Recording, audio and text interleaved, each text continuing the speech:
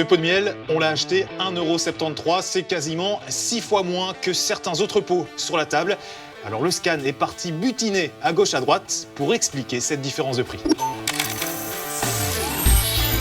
Des pots de toutes les couleurs, de toutes les formes et à tous les prix. Il y a donc du très bon marché, mais aussi du miel allant jusqu'à 20 € le kilo.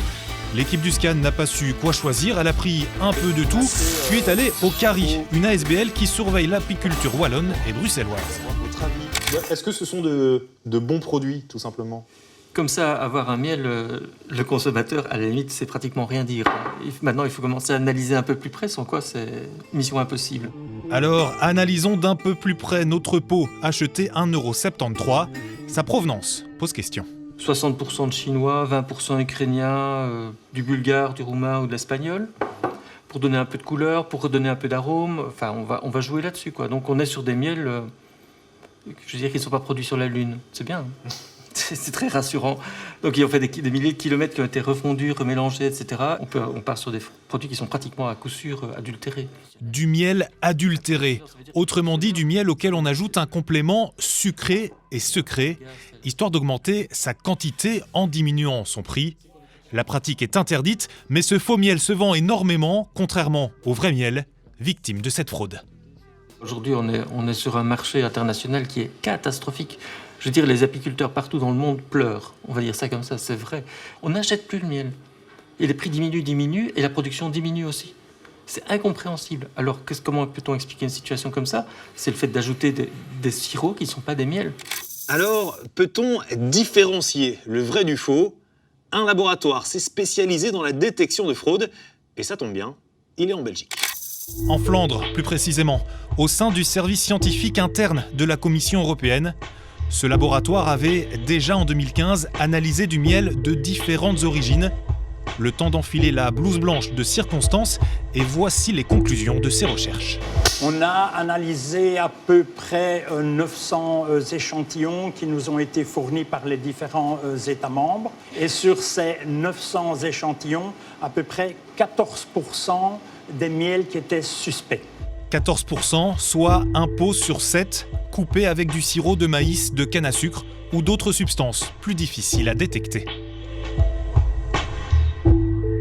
Les fraudeurs s'adaptent aussi aux techniques et donc essayent de contourner les méthodes. Et donc, en fait, maintenant, ils ont utilisé du sirop qui vient de betteraves sucrières. Par conséquent, les betteraves sucrières ont un même système de photosynthèse que les plantes que l'on trouve et que les plantes qui sont utilisées par les abeilles.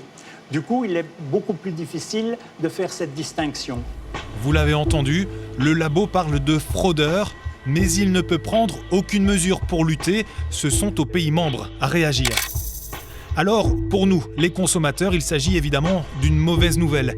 Comment être certain de ne pas se faire avoir ? Eh bien, on va vous décevoir, ce n'est tout simplement pas possible.